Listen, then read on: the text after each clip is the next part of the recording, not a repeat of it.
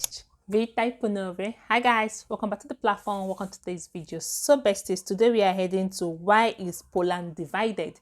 So I am here to react with you all. I hope you enjoyed the video. Please do well to subscribe to the channel, like, share and comment. And to my OGs, thank you all so much for your massive love towards the videos and the subscription and everything. I really appreciate you all so much. All right guys, so let's get started.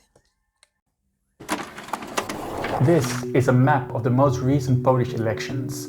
You can clearly see where the conservative government has been defeated by a progressive opposition. Wait, no, this is actually a map of all the houses that have bathrooms. This is a map of the most recent Polish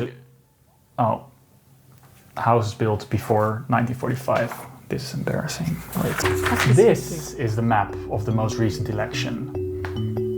Why do all these maps look the same? This is Poland in 1635, and together with Lithuania, they have a very big country. In modern times, you would have Ukraine here and Belarus, and for some reason, Sweden is hanging out in Estonia, I hope. And by the time of Napoleon, it didn't exist anymore. Poland was unlucky because it was surrounded by some state that decided to become superpowers. Russia, the Habsburg Empire, and the Prussian Empire. They saw Poland as this sort of playground, and they just decided to gobble it all up. It would be 123 years before the Poles would see their country again. Wow. When they got occupied, people were making the first hot air balloons. And by the time Poland resurged, they were making televisions. And not long after that, the podcast was invented. I confused Stalin and Hitler so much that they quickly go back to bringing Poland into its occupied state. Like so. And after they introduced their ideas of minimalist architecture in Warsaw and other places, finally we get Poland. Now, this is the Poland we do know. Let's take a moment to reflect on the position of Poland over the years. It's moved a lot. After the Second World War, they moved to the west. So they lost all this land to the Soviets, and they gained all this land. Land that had been in the hands of Germany for, well, centuries. You can see that in the names of the cities. Danzig becomes Gdansk, Breslau becomes Wrocław, and Stettin becomes... Poland has had their modern borders for almost 80 years now, and that feels long, but when you look at history, that's just the blink of an eye. And this occupation by the Prussians, by the Russians and the Austro-Hungarians, it left its mark on the people. Not only then, but still nowadays. Last October, Simon Pivcik tweeted this map thread. It's 2023, 109 years after World War I started, yet the pre-World War I imperial borders are still visible on the election map of Poland. This thread went viral. As someone who loves how history still influences the present, I had to go talk to him. I didn't really think too much about it, but then suddenly I saw the borders of the empires from before World War I. Simon is a Polish map nerd living in San Francisco. He has been obsessed with these borders since he found a special map. Probably one of the first viral maps I had was a map of access to restrooms inside of someone's house. So on this map he suddenly saw the borders, and it didn't stop there.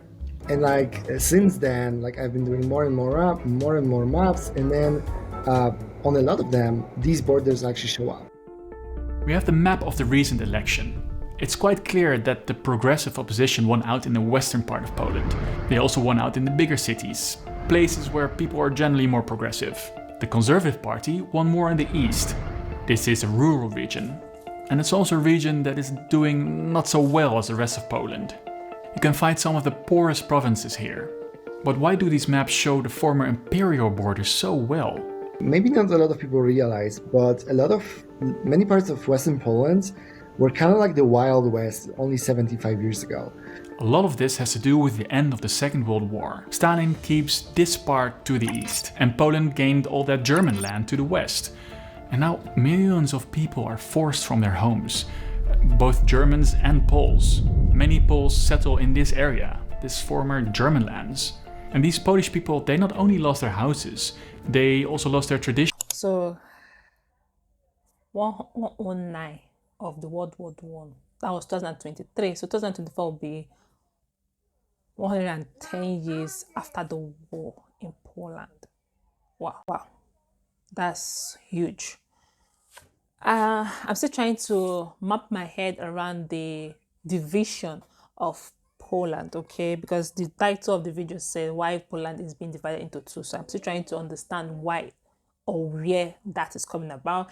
And I saw where he said something about Poland moved a lot from here to here. If you agree with this video, you can drop that in the comment section. You can also highlight me more in the comment section as well. All right, besties, so let's go back and dive more in. Their communities, but also the social control of a place where you've been living for generations.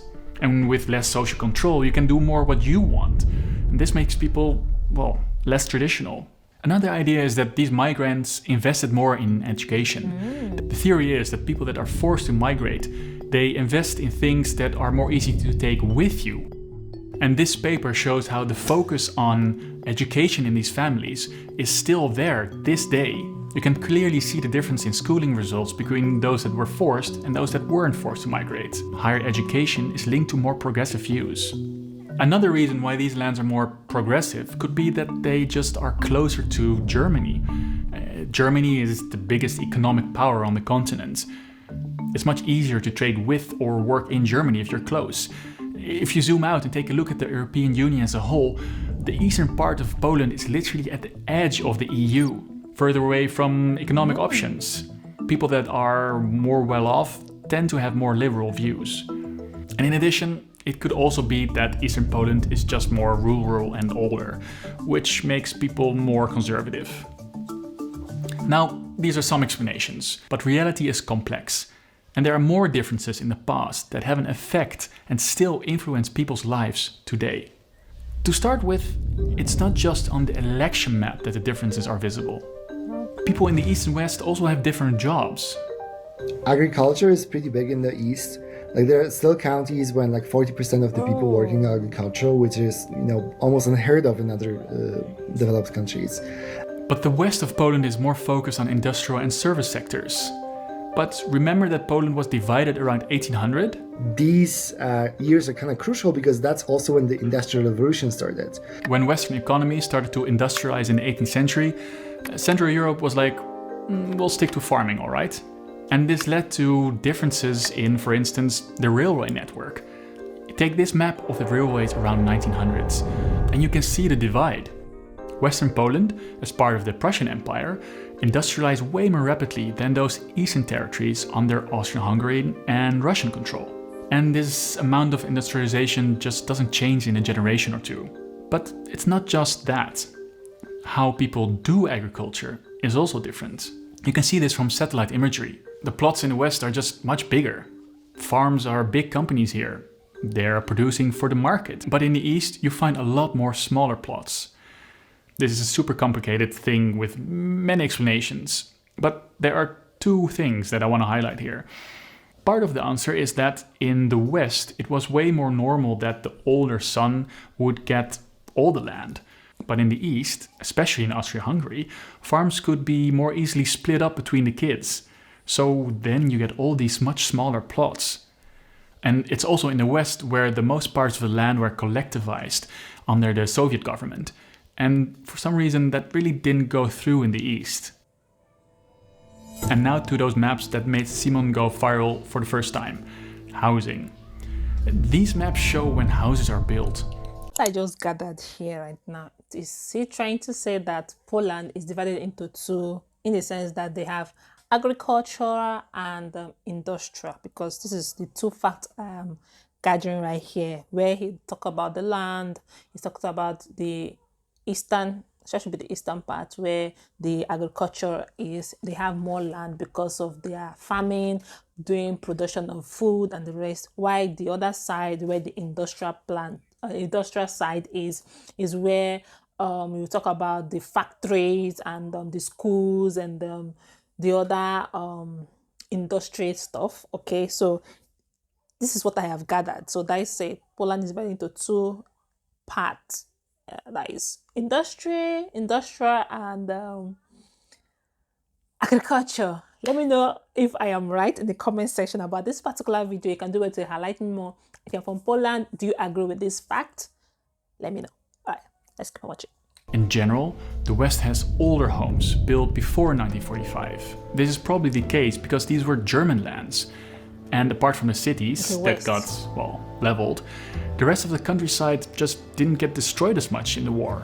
But in the East, where a lot more houses were built, building bathrooms inside houses were apparently not a big priority for the communist government. Now, I have to say, this is not the definitive explanation. Simon told me that it was also more normal for people to build a toilet outside of their house in these parts, because they thought it was just less unclean, which, you know, I can imagine.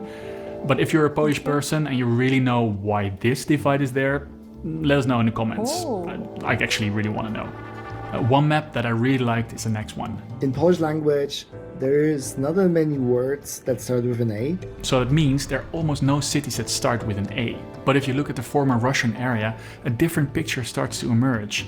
Suddenly you do find them. Dots on the map that represent cities with an A. So where does this come from? It has to do with these guys. 3 Tsars called Alexander. So I guess in these lands, if you make a new village, you know, just go for the Tsar. It's probably the best idea. So we have all these maps showing different ways in which Poland is divided. I do have to say that there are also a lot of markers in the modern time that show that these divisions are going away. For instance, if you look at primary school results, and because people are leaving the countrysides for the cities, the old divide makes place for a new one. A divide between city and countryside. This divide is something you see all over the world. But apart from that, I think one thing that this story shows is how much changed in the 20th century for Europe, but especially for Poland. I mean, just look at the modern map of Poland. None of their current neighboring countries even existed 30 years ago. But even though borders can change very fast, there are things that change a lot slower. Things that still have an impact on the people in the present. Like what kind of infrastructure is built?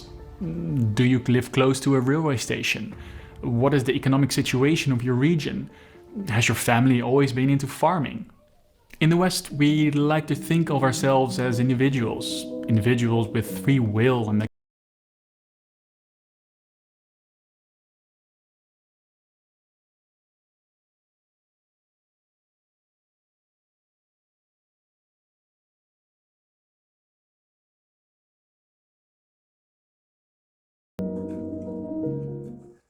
interesting to watch. Let me know your thoughts in the comment section. You can drop your own commentaries in the comment section. You can highlight me more about this. Do you agree with the discussion we had today? Do you agree with it? Let me know.